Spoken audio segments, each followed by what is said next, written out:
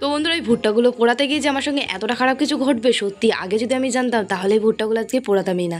তো কি হয়েছে, ভুট্টাগুলো আমি কোথা থেকে পেলাম? তো এই ভুট্টাগুলো আমার কাকা বাজার থেকে নিয়ে এসেছে সকালবেলায়। তো বোন আমাকে বিকেলবেলায় দিয়ে বললো, দিদি এই ভুট্টাগুলো একটু পুড়িয়ে দে। তো ভুট্টাগুলো আমি বললাম বোনকে, রাখ তুই পুড়িয়ে দিচ্ছি, আমি তার আগে বাসনগুলো মেজে নিই। দুপুরবেলায় খাওয়া দাওয়ার পর ঘুমিয়ে পড়েছিলাম। তো ঘুম থেকে উঠে আগে বাসনগুলো মেজে নিলাম। ঘুম থেকে উঠে দেখি বাইরে কি বৃষ্টি হয়েছে, দেখো পুরো ভেজা হয়ে রয়েছে। ঘরটাও কিন্তু এখন ভালোভাবে শোকায়নি।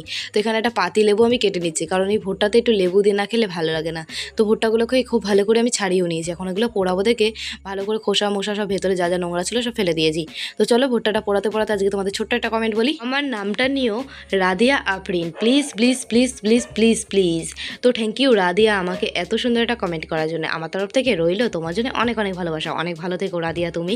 তো ভুট্টাগুলোকে খুব সুন্দর করে কিন্তু আমি পুড়িয়েও নিয়েছি, আর একটুখানি লেবু দিয়ে, বিট নুন আর একটু লেবু দিয়ে খুব ভালো করে মাখিয়ে ভুট্টাগুলোর গায়ে তারপরে কিন্তু খাবো। তো বন্ধুরা এই ভুট্টাগুলো পোড়াতে গিয়ে যেটা হয়েছে আমার সঙ্গে আজকে, এই ভুট্টাগুলো এমন করে ফুটে একদম ছিটকে এসে কিন্তু আমার চোখের মধ্যে লাগে। অল্পর জন্য কিন্তু আজকে আমার চোখটা কানা হওয়ার থেকে বেঁচে গেলাম আমি। তো যাই হোক বন্ধুরা, এরকম ভুট্টা পোড়া আমার মতন খেতে যারা যারা পছন্দ করো অবশ্যই কমেন্ট করে জানিও, আর তোমাদের নামগুলো বলো আমাকে।